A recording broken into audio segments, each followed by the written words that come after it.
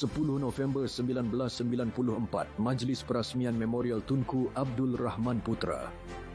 Pada hari ini dalam tahun 1994, Majlis Perasmian Memorial Tunku Abdul Rahman Putra diadakan di Jalan Dato' On, Kuala Lumpur.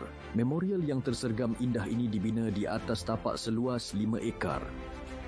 Perbelanjaan pembinaannya diperoleh daripada dana kerajaan dan sumbangan orang ramai, terutama syarikat-syarikat swasta.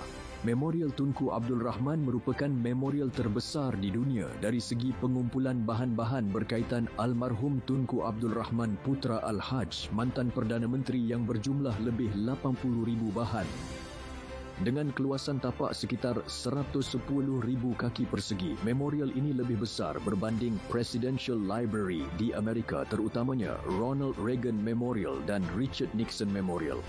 Pembinaan memorial ini dilakukan bagi mengenang jasa dan sumbangan almarhum Tunku kepada bangsa dan negara. Memorial Tunku Abdul Rahman Putra diselia oleh Arkib Negara Malaysia.